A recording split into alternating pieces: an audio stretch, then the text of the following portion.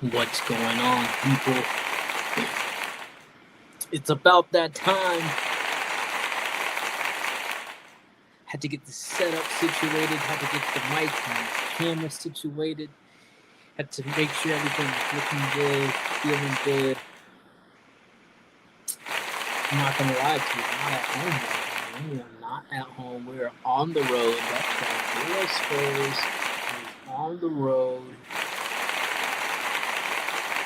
But we still had to come live to you folks. Still have to bring this greatness live to you. Come on. Come on. I need to hear some more cheers than that. Come on. It's late. It's super late. Don't worry about it though, because we're gonna do a quick stream. I'm not trying to take too much of your time here. I'm gonna do a quick stream. But I need to hear some more applause than that. Come on, put your hands together, folks. Come on, I need to hear more than that. Come on. Let's get live. Maybe the end of the night, but I know there's some people out there whose nights are still going. Hell, your night is probably just begun. I want to thank you for coming to join me. Let's get this started. How's it going, folks? Welcome to the show. It's De La Spurs live. Come on now. Come on now. As you can see, I'm in my hotel room. Had to get the setup going in my hotel. Don't know if this Wi-Fi is gonna hold out, but we gonna try to do the best we can. Let me adjust the camera a little bit, just a little bit. There we go. Get a little bit lower. There we go. But just wanted to try to do a live stream. Just wanted to try to test out to see how capable this stuff was on the go. But we were able to get it worked out. So come on, give me some love. Come on, give me some love. Come on, I need more than that. Come on. It's De La Spurs. I want to thank you guys for joining the show. Take a moment right now. Go ahead, like this live stream, subscribe to the channel. Let's get these numbers up. Let's get this show out to the people, bro. The show needs to be out for the people. Come on. So let's like and subscribe this, or like the stream, subscribe to the channel. You know what I'm saying? Go ahead and do that now. Come on. That's right. Listen, we're gonna be trying to do more stuff like this. So the more people that join, the more likely we're gonna be able to do this more. I just wanted to see if this on the go setup would work. So again, everything's working well. So we're just gonna go ahead and get right to it now.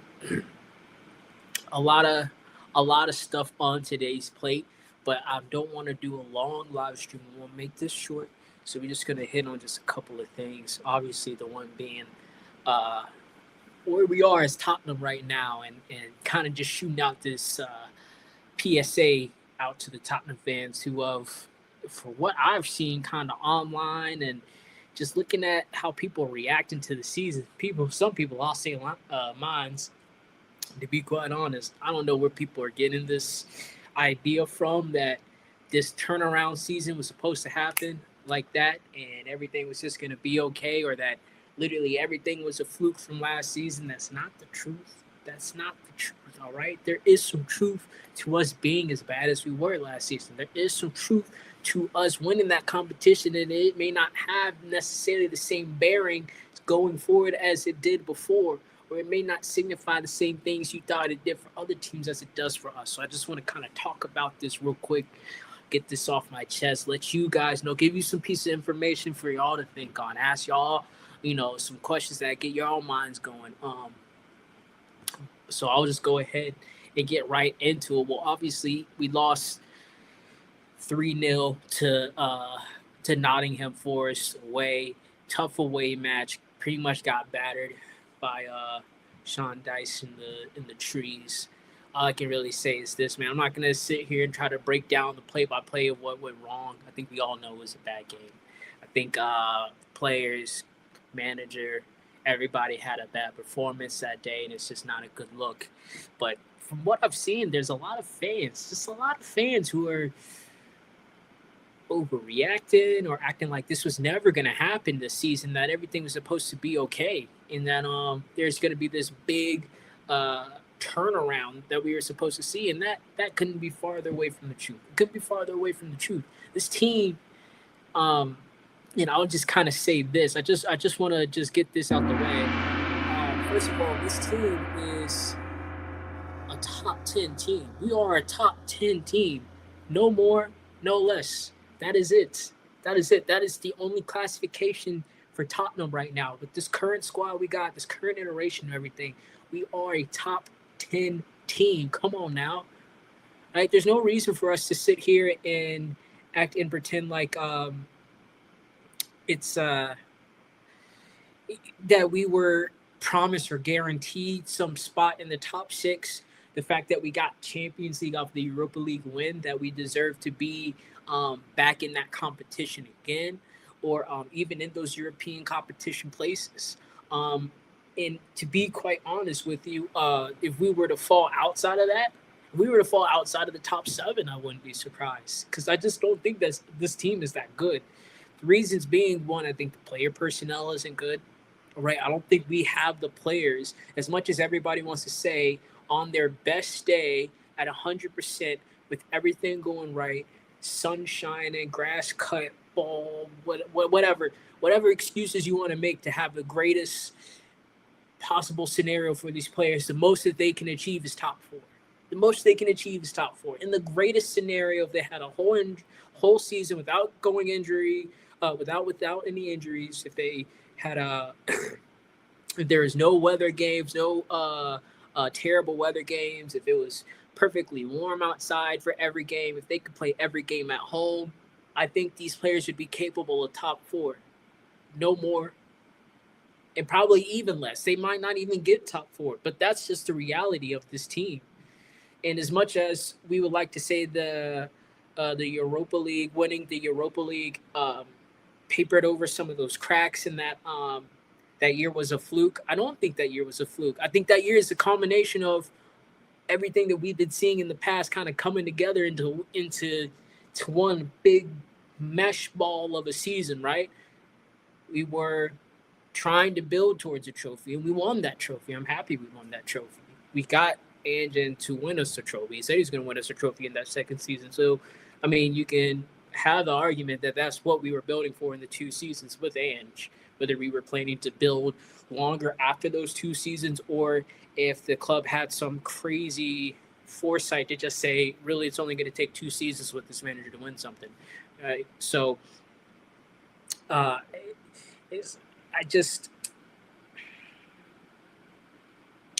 man, it's trying to get back to my point. I thought I saw somebody join.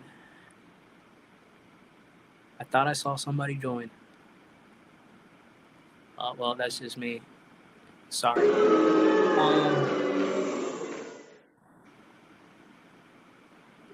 Yeah, there was no viewer. That was me. I'm sorry. I thought I saw one next to that little eyeball for a second. And I thought we had a single viewer. But no, to get back to my point, even in a perfect situation with all these players, yeah, I only think we could barely get top four.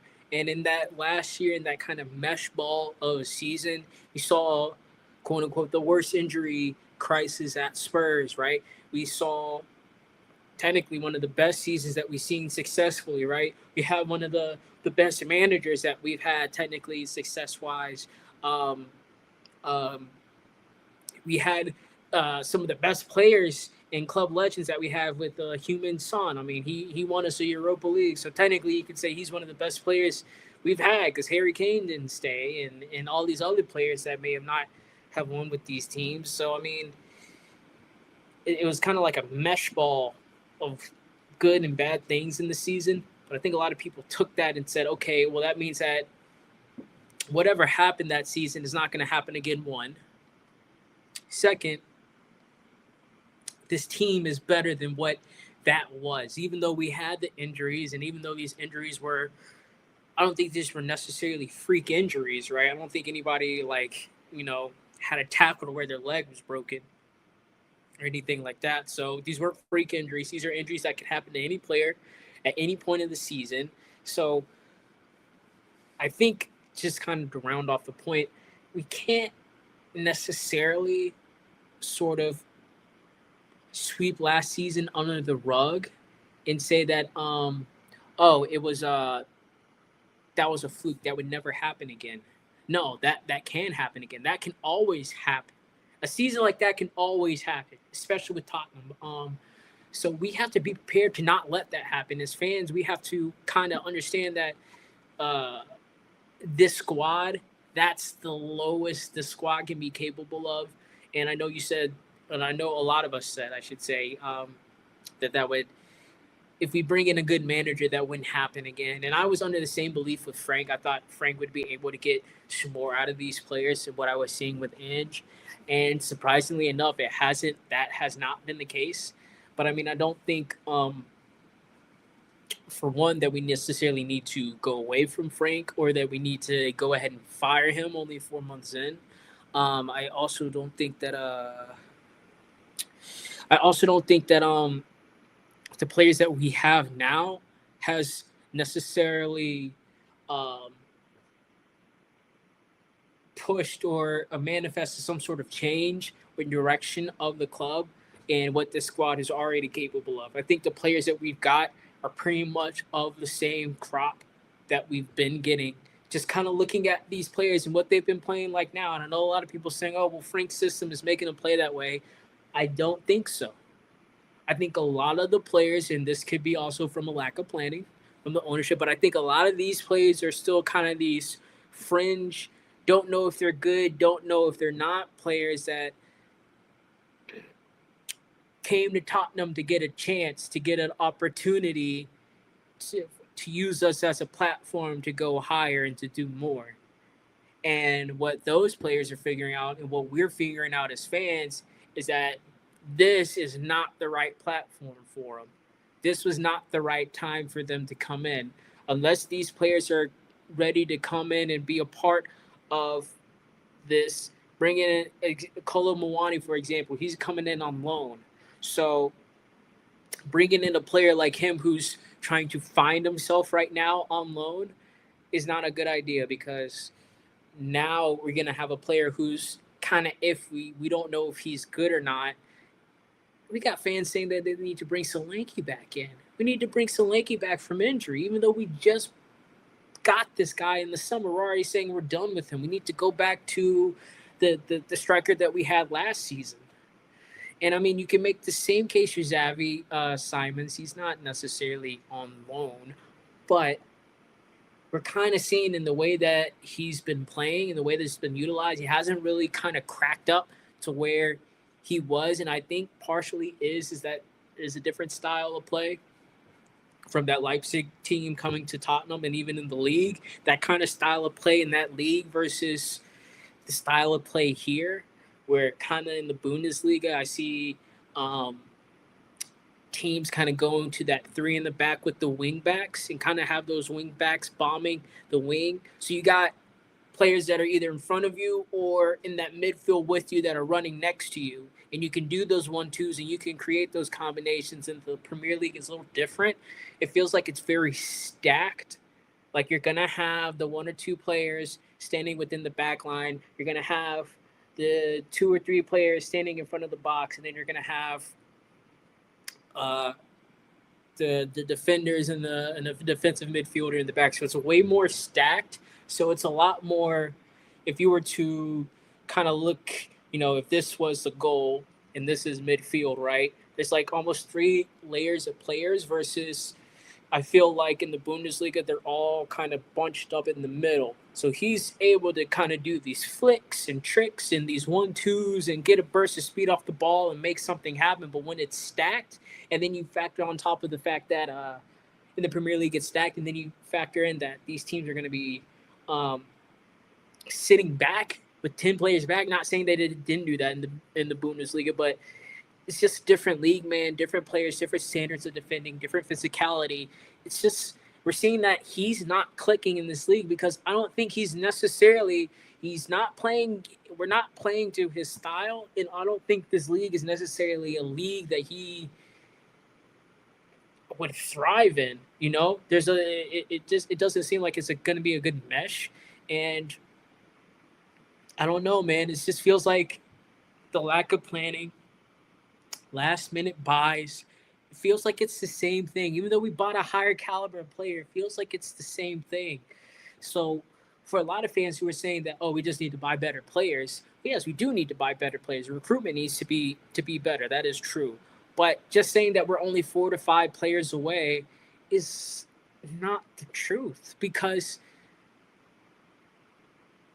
if we can bring in those 4 to 5 players, okay, that's fine. That's cool. But if those players aren't ready to go and be here for now and willing to be a part of this project long term, and or at least shown that they're at the levels to where they can perform consistently season to season, not saying they have 2 to 3 games and then a patch of 5 to 7 bad games and then they rock up with another game and then 2 to 3 games they go missing, and oh, in this big tough game we're playing against Newcastle or whatever, they decide to show up and but they don't show up against a Bournemouth or a Burnley, and we get thrown around by them, but then all of a sudden they show up in the Champions League game. Like, we don't need players like that. We need players who are going to perform consistently throughout the season, every game. We know what we're getting from them. And hey, and if they have this quote unquote ceiling to where they're not at the top yet and they have room to grow, great.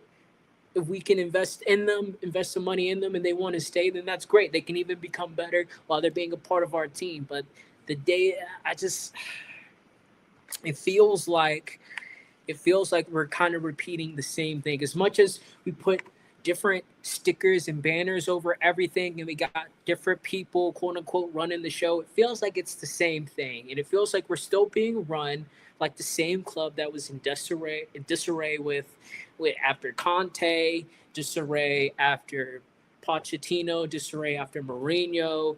Like, it just feels like we're gonna fall into disarray, and it feels like fans are dragging it down by saying, "We don't want to keep this manager. He doesn't need to be here. We need to go off and try to find better." Well, first of all, I don't think there's any better available managers in the middle of this season. And the second, I don't really think there's going to be any better managers that are going to get much more out of the squad to where fans are going to feel this wave of satisfaction. And that's the other thing too that I kind of want to get in on this, is that the fans,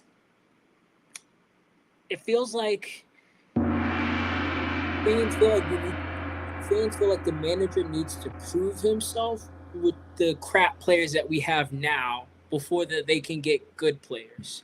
And it's funny enough, I had this thought about our owner Daniel Levy, and it's funny how that kind of mindset is transferred over to the fans once Daniel has left.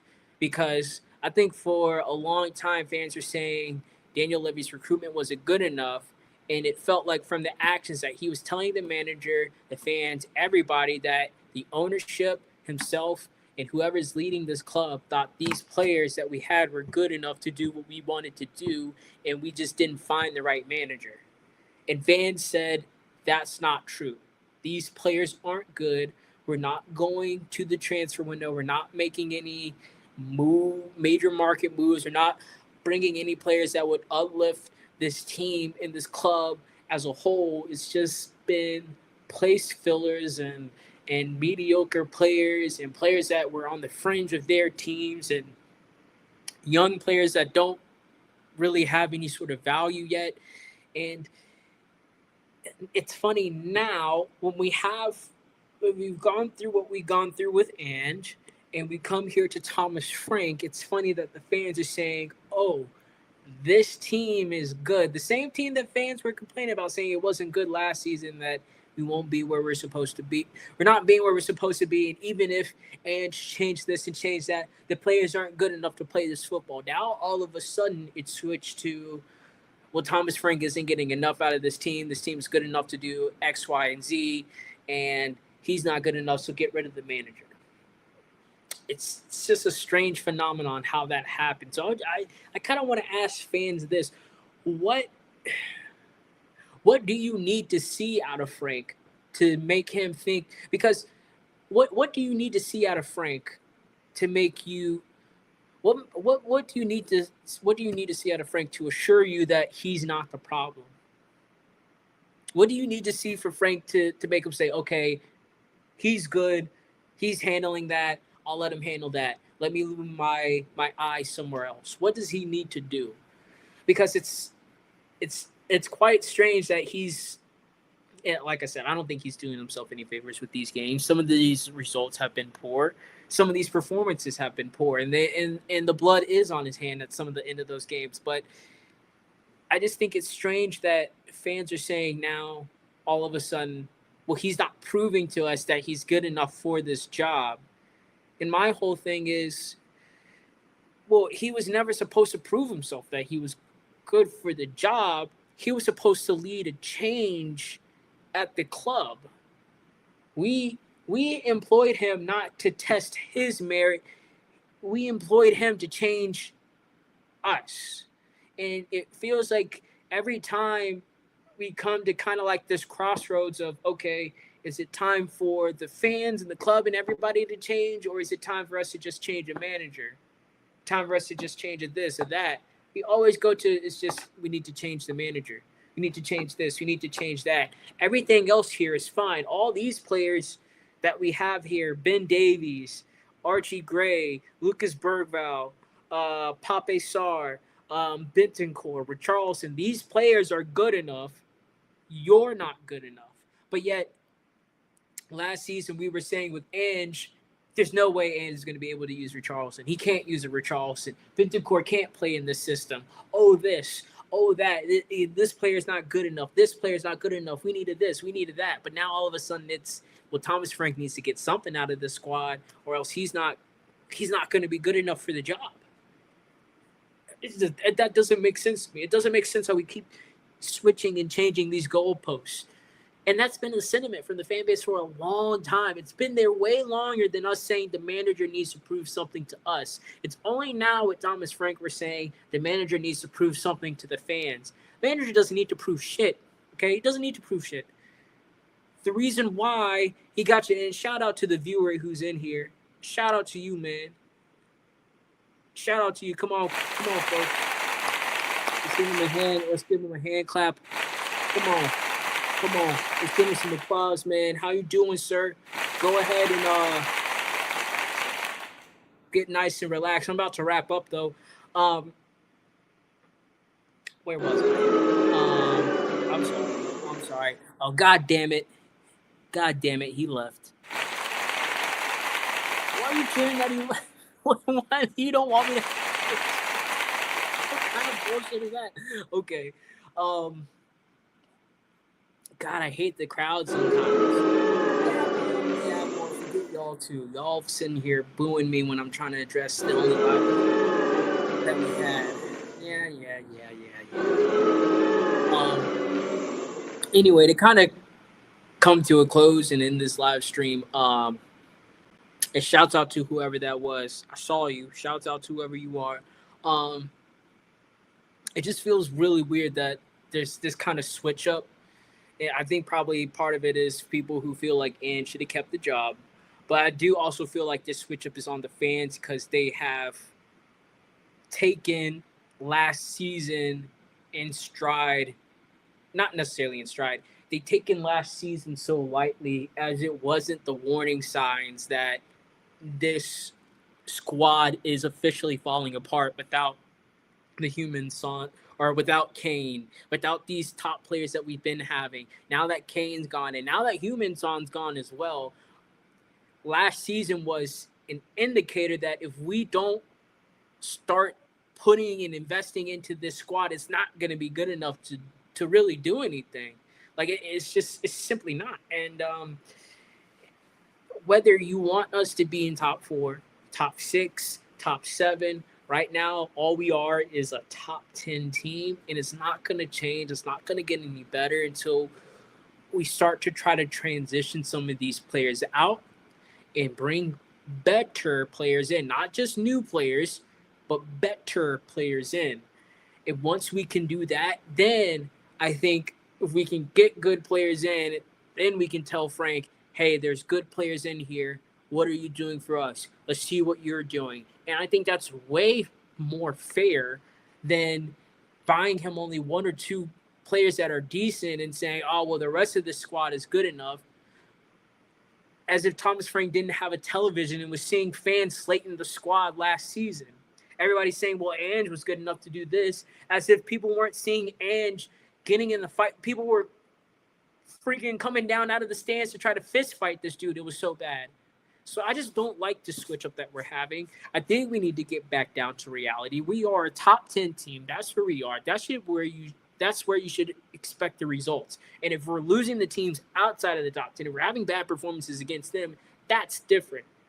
I think the only exceptions are Arsenal and Chelsea, and I think we all know why those are the exceptions. But everybody else in the top six, I mean, that's the level where we want to be at, but we're just simply not there. And amongst the league in and of itself, I'll go ahead and pull up the table. Let's see here. We'll go ahead and pull up the table. We're 11th.